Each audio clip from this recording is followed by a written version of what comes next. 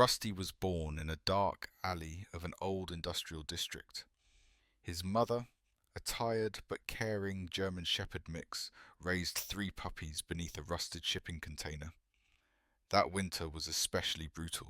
Every day was a battle for food, for warmth, for survival. People passing by rarely noticed the strays.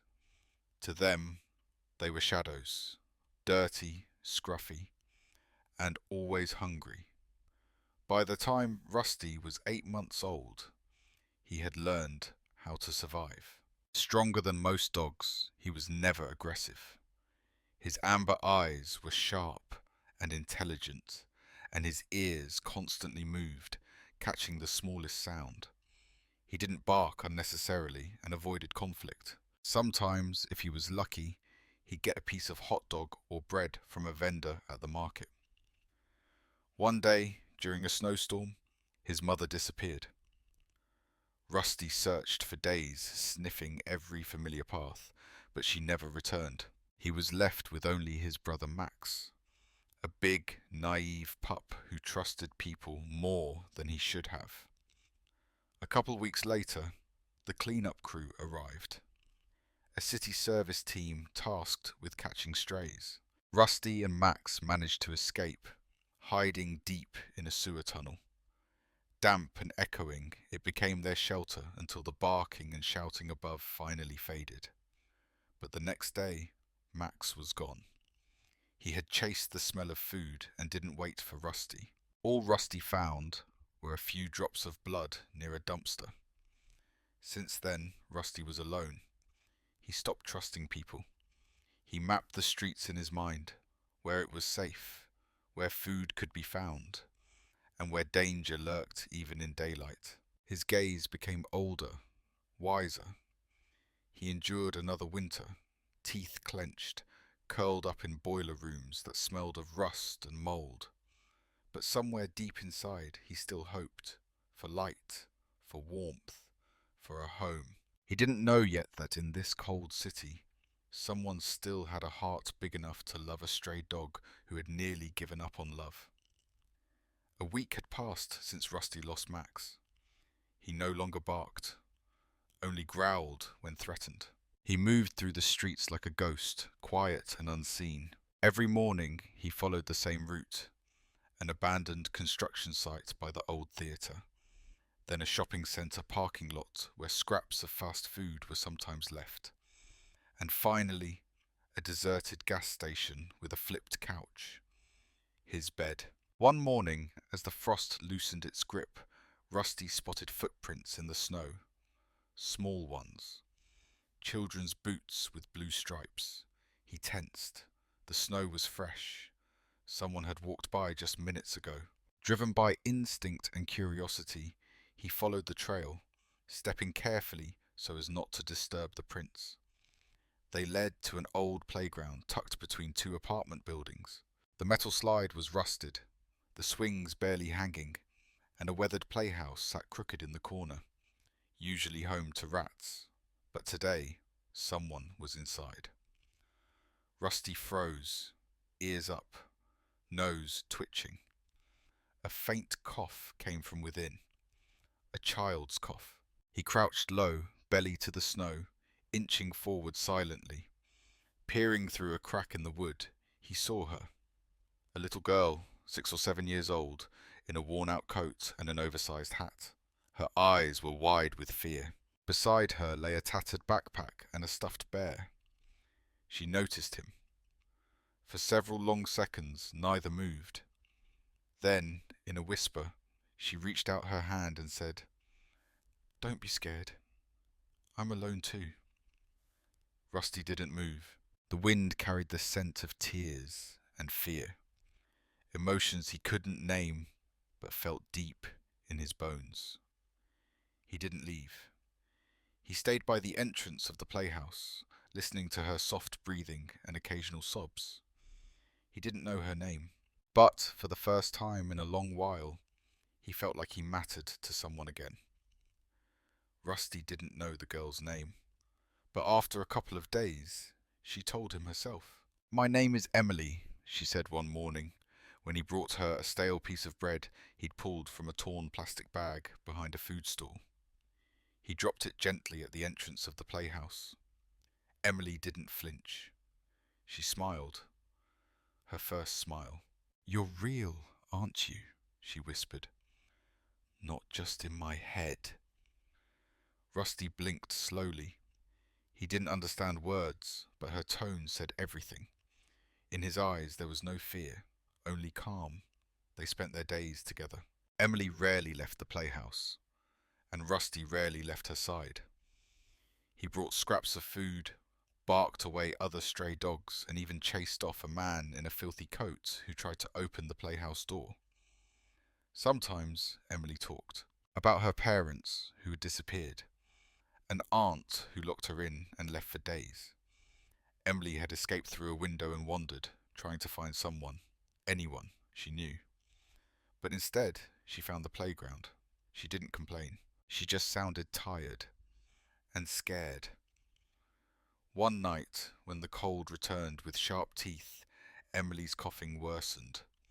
Her lips were turning blue, her cheeks flushed with fever. Rusty panicked. He sprinted through alleys, gathered scraps of cardboard and cloth in his mouth, and padded the playhouse floor the best he could. Before dawn, he curled up beside her, his body warming hers. She wrapped her arms around his neck, burying her face in his thick fur. Her breathing rattled. Rusty lay still, heart pounding. He was a dog, but he understood. She needed help, real help, and he promised himself, no matter how afraid he was of people, no matter how deep the scars ran, he would find someone to save her. Rusty woke up to the sound of Emily's uneven breathing. Her breaths were shallow and wheezy, her lips tinged with blue. Her tiny hands clutched her teddy bear tightly, her skin burning with fever. He knew he couldn't wait any longer. Rusty bolted from the playhouse, pausing only once to glance back at the girl.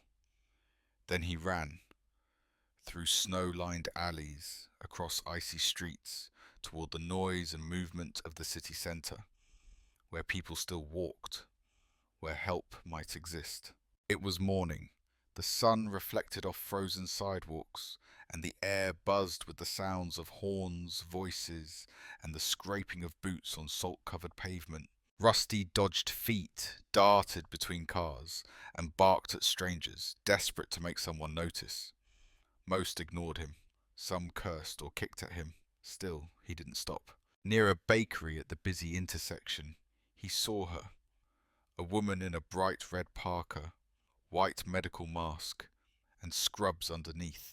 She smelled like disinfectant and warm linen. Rusty barked once, then again, louder. When she turned, he looked into her eyes, then spun around and took off, glancing back after every few steps. "What is it, boy?" she murmured. "You want me to follow?" She hesitated, but Rusty barked again and ran. She followed, through alleys and courtyards, past frozen benches and broken swings. At last they reached the playhouse. Dr. Grace Miller knelt and peeked inside. Her breath caught in her throat. A little girl, barely conscious, lay wrapped in torn blankets. Her skin was flushed, her lips dry and cracked. The dog who had led her there now stood beside the entrance, silent but alert, eyes fixed on her. "My God," Grace whispered. She crawled inside and checked Emily's pulse. Weak, but there. She immediately called for an ambulance and pulled the girl into her arms to warm her. Rusty sat outside the whole time, tense and waiting. When the sirens echoed down the street, he didn't run. He stayed close, eyes never leaving the girl. That was the moment everything changed. The woman's name was Dr. Grace Miller. Rusty had led her through alleys and back streets, through snow and silence, straight to Emily. When the ambulance arrived, Emily was bundled in emergency blankets. barely conscious but alive. At first, the paramedics tried to shoo Rusty away, but Grace stopped them. "He's with her," she said firmly. "He saved her. He rides with us." Rusty jumped into the back of the ambulance and curled up in the corner. He never took his eyes off the girl. Emily lay on the stretcher, small and fragile, her cheeks flushed with fever. As the ambulance sped through the city, her half-lidded eyes found Rusty's. He didn't move, didn't blink. He was her anchor, solid, steady, there. At the hospital, Rusty wasn't allowed inside. He sat at the automatic doors all night, unmoving, ears twitching every time they opened. In the morning, Grace came out holding a cup of tea. She knelt beside him. "She's going to be okay," she whispered, "but she needs a home. And I think you do too." Rusty looked up at her, then back at the door. Somehow, he understood. Things were about to change. While Emily recovered in the hospital, Rusty was placed in a shelter. Grace Miller pleaded with the staff not to put him in the main kennel. Instead, they gave him a small space near a window. It wasn't warm, but it was safe. The wind didn't bite, and other dogs didn't bark in his face. But Rusty was miserable. Every morning, he stared through the bars toward the road, ears perked. He refused to eat. Even fresh meat couldn't tempt him. He only moved to rest his head by the window, nose against the metal, eyes searching for a glimpse of someone familiar. The staff nicknamed him Phantom, for the way he silently watched everything, never making a sound. He didn't howl or growl. He simply waited. Then one day, Grace returned. When Rusty saw her, he stood but didn't move forward right away. He watched her, cautious, as if afraid to hope. Then she knelt beside his pen and said softly, "Emily asked about you." That was all it took. Rusty leapt forward, tail trembling, eyes lit with something he hadn't felt in a long time. Joy. "She's getting better," Grace said, slipping her fingers through the bars. "And she wants you there when she comes home." But home hadn't been decided yet. Emily had no family willing to take her. The system was slow. Rusty was just a dog, but she needed him. And somehow, Grace knew he needed her too. The doctor began the paperwork for legal guardianship. It was a big decision. She had a demanding job, long hours. But she remembered that tiny, freezing playhouse, the girl trembling in the dark, and the dog, silent and fierce, who had given everything to keep her alive. Grace made her choice. When Emily was discharged from the hospital, Grace Miller walked her slowly down the long corridor. Emily was still weak, but no longer pale. Her eyes sparkled, not from fever, but from anticipation. Rusty was waiting at the front steps. He sat perfectly still, but his paws trembled. When Emily appeared, he rose slowly, respectfully. Their eyes met like two survivors reuniting after a storm. Emily dropped to her knees and wrapped her arms around his neck. He leaned into her, pressing his nose gently to her cheek. "I missed you," she whispered. Their new home was a small apartment on the ground floor. Grace didn't have much furniture, but the rooms were filled with warmth, from books, green plants, and soft lamps. The first few nights were filled with fear. Emily couldn't sleep alone, and Rusty was afraid of being left again. But Grace was always there. She hummed lullabies at night, sitting beside them on the floor, her hands gently stroking both the girl and the dog until they fell asleep. Rusty learned how to live inside. He never jumped on the couch, never chewed the furniture. He simply stayed close, always watching, always ready to comfort. Emily began to draw again. Her first picture showed the three of them, herself, Rusty, and Grace. Above them she had drawn a bright yellow sun and written, "My family." Grace hung the drawing on the refrigerator like it was sacred. The past didn't disappear immediately. Emily still woke up crying sometimes, and Rusty would crawl beside her, pressing his body close until she calmed. But day by day, their little home grew warmer, not from heaters, but from laughter, healing, and love. 3 months passed. Emily started attending school. At first, Grace walked her every morning, and Rusty waited outside the gates. He didn't bark or wander. He just sat like a statue of loyalty, always watching the door until she came out again. The other children and even the teachers grew used to him, the quiet dog who was always there. Some kids brought him treats or tried to pet him, but he never took his eyes off the school entrance. Only when Emily appeared did his tail wag. Each evening, Emily would sit beside him and tell him about her day. Rusty didn't understand the words, but her voice and gestures said enough. If she sounded sad, he laid his head on her lap. If she laughed, his tail swayed like a metronome to joy.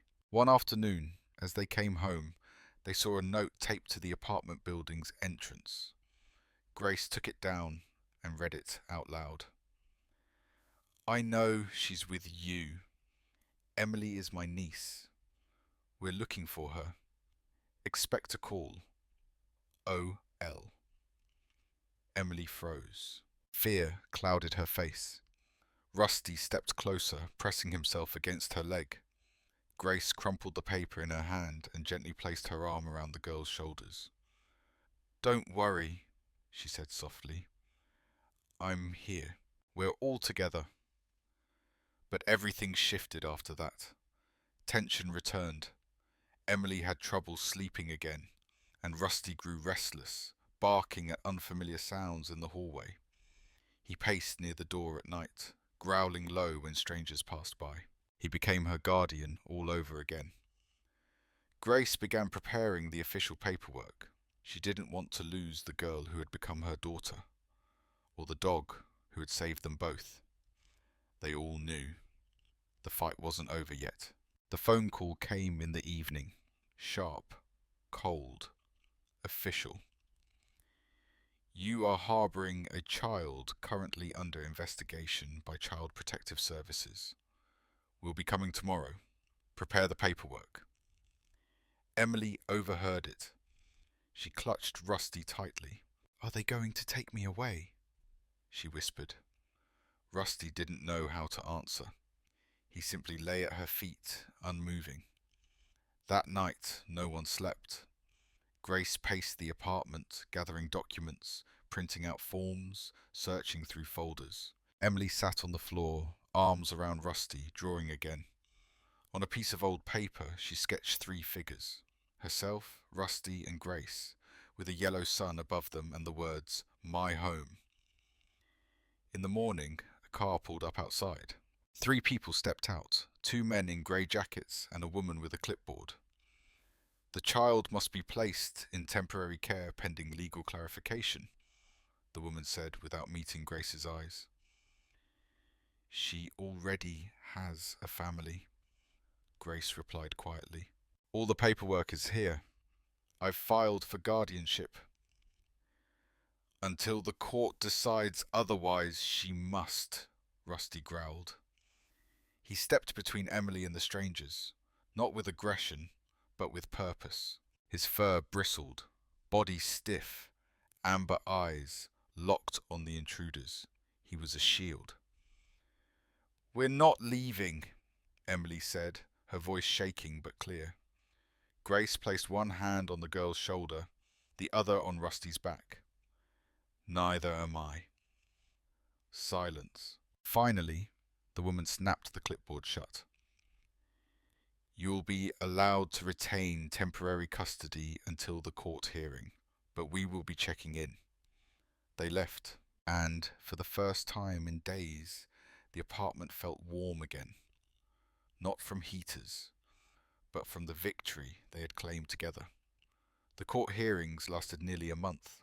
Testimonies, interviews, home inspections. Emily told the judge about the nights in the playhouse, about how Rusty had kept her warm, had saved her. Grace spoke about how Emily had started to smile again, draw and trust. And Rusty, he just sat quietly next to them every time he was allowed into the courtroom, calm, proud, and watchful. The final session was brief. In the best interest of the child, legal guardianship is awarded to Dr. Grace Miller. As for the dog, Rusty, he is hereby recognized as part of the family. Outside the courthouse, Emily threw her arms around Rusty. We're a real family now. Did you hear that? Rusty licked her cheek, then lifted his head and let out a long, joyful howl. It echoed down the street, not a cry of fear, but of celebration. 2 years later, Emily was taller now, her long hair tied in a ponytail. Rusty had filled out, his coat shiny and strong. He walked a little slower, a little more dignified, but he was still the same loyal guardian. They spent weekends in the park. Emily ran ahead with a soccer ball and a backpack full of snacks. Rusty followed, always just a step behind. People smiled and pointed. "What a beautiful dog," they said. Emily would grin and reply, "He's not just a dog. He's my angel." Rusty didn't understand the words, but he felt them. In a world of sirens and shadows, he had become someone's home, and that was everything.